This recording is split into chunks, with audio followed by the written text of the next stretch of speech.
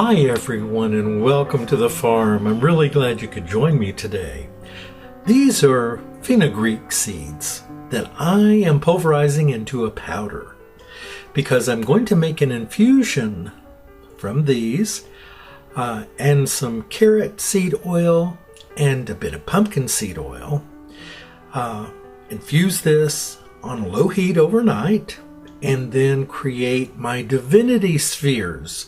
You may remember from last winter I made these. I sold over 300 of them. They were very successful both locally and on the website, so I would be silly not to bring them back again.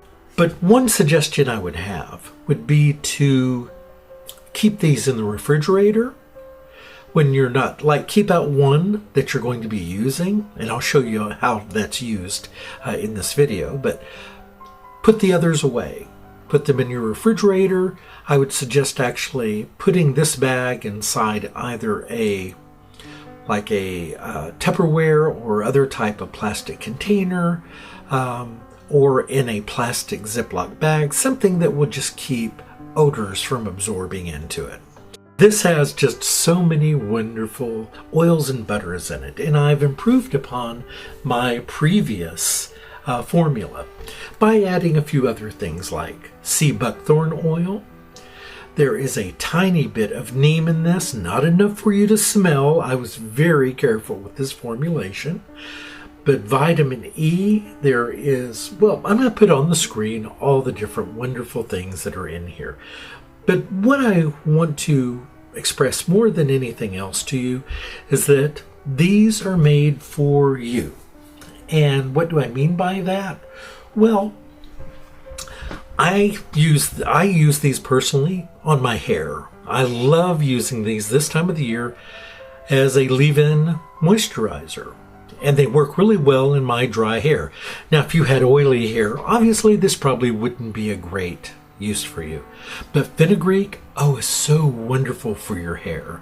It just has so many terrific qualities and has just, I'm going to put some links in the description here for you to see some of the benefits of some of these beautiful oils and butters. These are things that I absolutely adore. But when I say I'm making it for you, I mean, I put a lot of thought into this. Everything here, I worked very hard at making sure, wherever possible, it was organic and with as little processing as possible. The cocoa butter is a little trickier to find organic. And there are companies that say it's organic, but if you dig a little deeper and look at their certifications, you'll find that that's a hard thing to say. Okay, so let me give you an example. I have oak trees all over my property. I only organic farm here. However, these trees, many of the trees around my land are well over 100 years old. And I've only been here 20 plus years. So I can't really say that there haven't been chemicals used here. By organic standards, it's been long enough so that it would be considered that, but not in my eyes. I mean, if someone used a weed killer here or used something else that could possibly affect the genes of a plant, I wouldn't know that unless I had them tested. So while I may say they're organic, that's to the best of my knowledge. And in my opinion, that's the same with most others. You'll hear of organic corn. Well, that's pretty much near impossible. It's like saying non-GMO corn, another thing that's a near impossibility because corn cross-pollinates with corn from other land properties. And anyway, there are a lot of articles on this online. I do try to buy organic myself. I grow my own organic vegetables, but when they're not available or they're out of season, if I can find someone else that has organic, obviously I put trust into that and I do purchase those. But I'm just saying, with cocoa butter, you don't always know what you're getting. So I slow melted all my butters here, very slow, because I don't want them to get grainy. And then I'm going to add in each of my other oils. And I will tell you that one promise that I will make you about anything that I make, when I'm thinking about it, I'm thinking about you. Not necessarily you. You may not be purchasing these, but I just mean to the public that may purchase or that I may give any of my items to. I know that I'm a little messy at times, but I want you to know that I take sanitation very seriously. I had someone mention that I should wear sleeves, that a hair could fall into something. That is a possibility, yes. Do you wear a hairnet when you soap and make things? Maybe you do, but I'm just saying there's a possibility. Both males and females have body hair. Could we lose hair? Yes, there is that rare possibility. I've never once had anyone say they found a hair in anything that I make. But it is a fair enough question for someone to ask, right? And it gets really warm here in Texas, and it's hard for me to wear sleeves. So sometimes I will and sometimes I won't. It really depends on the day.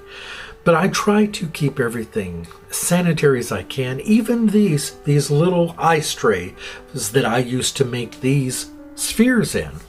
These have been washed in bleachy water and then sprayed with alcohol, just as everything that I'm using here. And I use these things over and over again, and quite successfully and without any bacteria. I've not had any mold growth. I've not had anything. Oh, that's not true. You know what? I'll tell you the truth about something.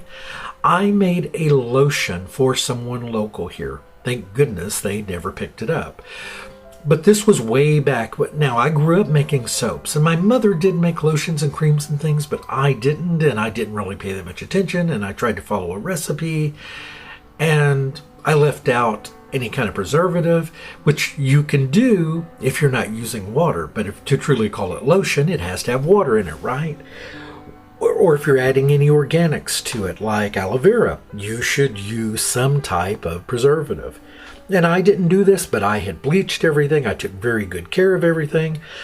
But within a month and a half of this sitting on a shelf, this was about 4 years ago, I guess, or 5 years ago, I saw little black dots in my lotion. And I actually knew what that was, right? Had no smell.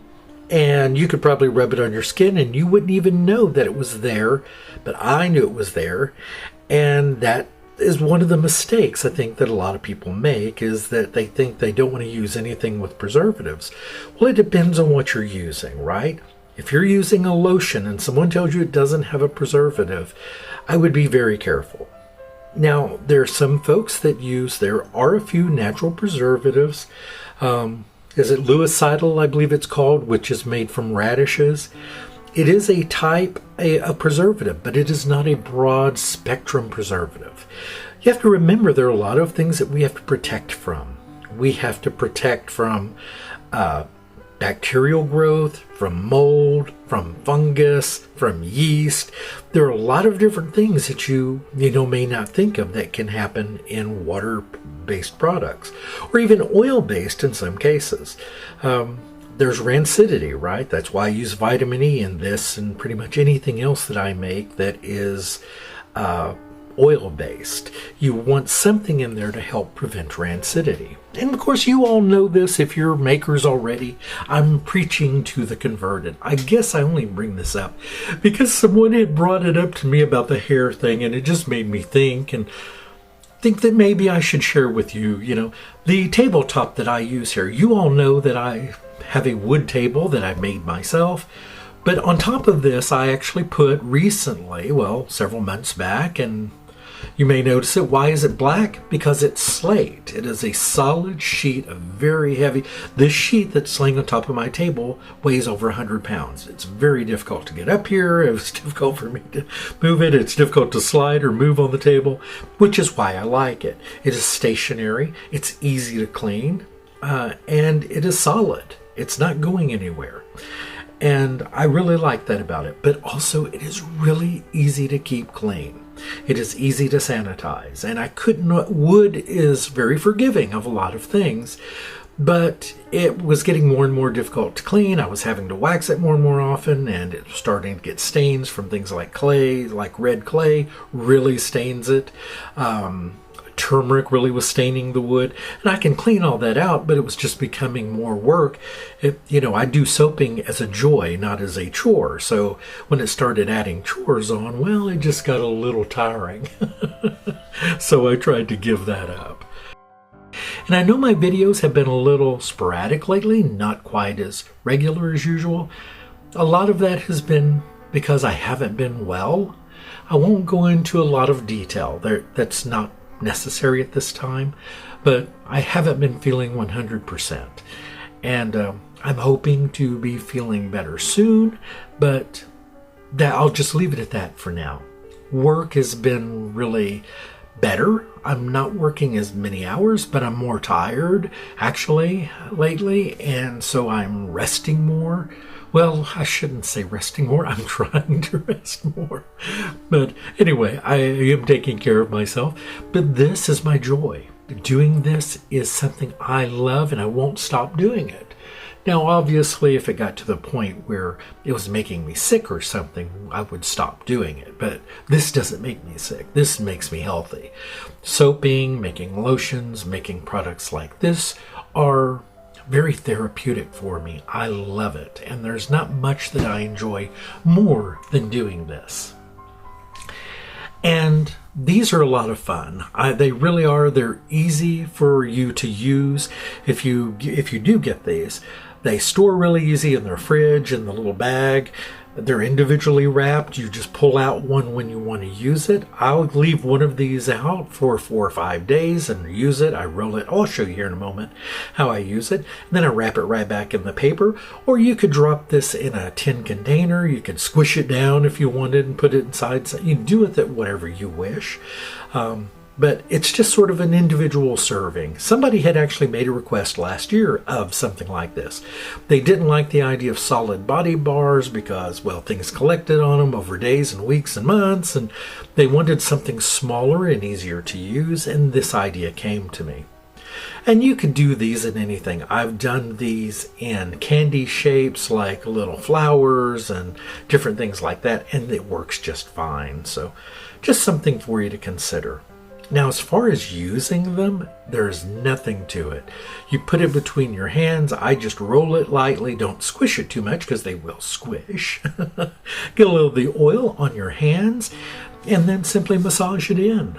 And just that little bit rubbed on your hands is enough for me to do my hands and my forearms, both tops and bottoms, and remain nice and moisturized without feeling greasy. See how it absorbs? It's really nice stuff. And it's because of the combination. I hope you enjoyed this, everyone. Have a great day. Goodbye.